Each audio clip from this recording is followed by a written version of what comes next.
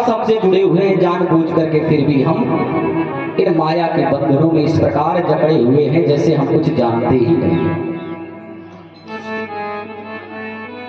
एक समय की बात, एक संत जन एक मार्ग से जा रहे थे। संत देवता ने देखा कि एक नदी में एक भिक्षु है और वो भिक्षु क्या कर रहा है, बार बार उस जल से ऊपर आने का प्रयास करता है और प्रयास करता है, पुनः फिर नदी में गिर जाता है। यह दृश्य संत जन बड़ा ही गहन दृष्टि से देख रहे हैं। अनेकों प्रयास कर रहा है वो भिक्षु, लेकिन उस जल से बाहर नहीं आ पा रहा है। तो क्योंकि संत का हृदय बड़ा ही कोमल होता है, गोस्वामी बाबा लिखते हैं, संत हृदय नव नीत समाना, संत हृदय नव नीत समाना। नवनीत माने घी, नवनीत माने घी, यानी संत का हृदय है वो घी के समान कोमल है, चिकना है। वास्तविकता में संत भी वही है जो किसी की पीड़ा को देख करके पिघल जाए महाराज। संत कौन है?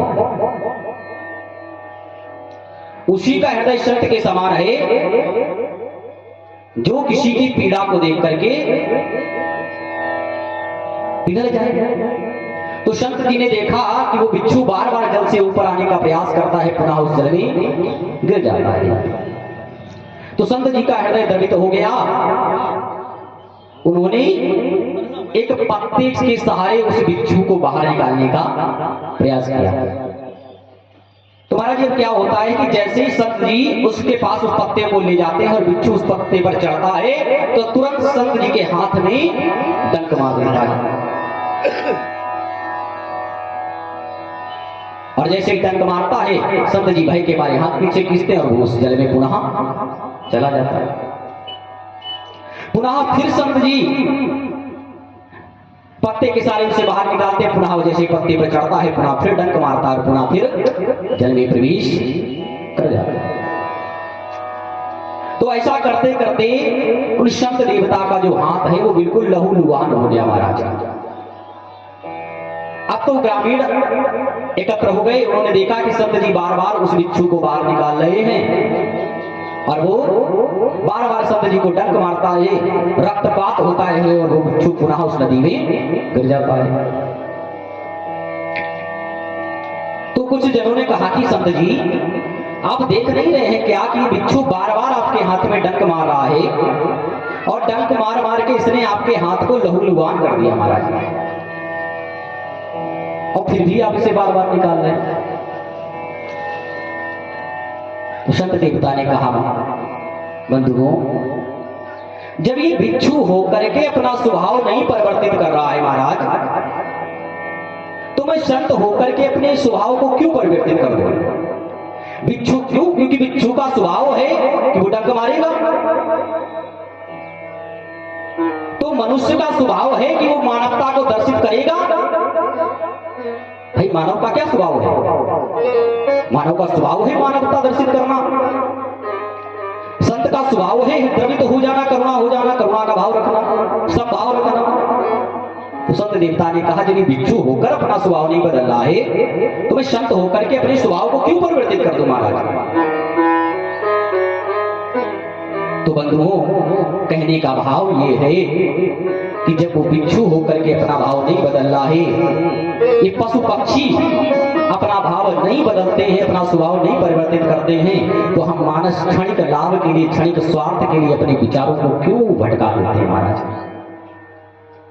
क्षणिक लाभ के लिए अपने विचारों को क्यों भटका रहे हैं महाराज? क्यों स्वार्थवश इस बंधुओं के, इस बांधवों के मुंह में आकर के अपने आप को इस माया की जंजीरों में बराबर जकड़ते जा रहे हैं महाराज? क्यों कर रहे हैं साहब?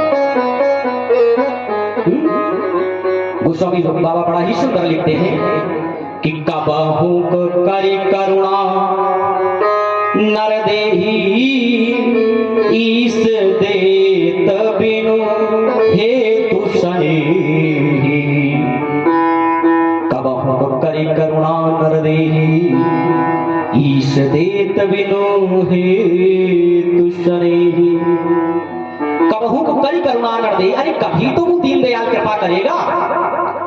क्या इतना निष्ठुर है हमारा गोविंद? कबहू को करी करुणा नर देहि ईश देत बिनु हेतु शनेहि। हेतु माने कारण। परमात्मा कोई कारण नहीं देखता आपके पास कि ये कारण है इसलिए तुम्हारे ऊपर हम दया करते हैं। ईश देत बिनु हेतु शनेहि, बस वो स्नेही बस अपने पुत्रों पर दया करता रहता है महाराज, कोई कारण नहीं ढूंढता है। और हम आप क्या करते हैं, गए मंदिर महाराज जी हमारे लाल हो जाए तो ही हम भागवत कराएंगे। फिर दूसरे मंदिर पहुंचे, प्रभु अब की बार कार आ जाए तो ही हम ऐसा करेंगे। महाराज तुम हर बात में हेतु क्यों ढूंढते हो? जब बिन हेतु के वो तुम्हारे ऊपर स्नेह कर रहा है, स्नेह कर रहा है, तो तुम क्यों हर बात में हेतु ढूंढते हो?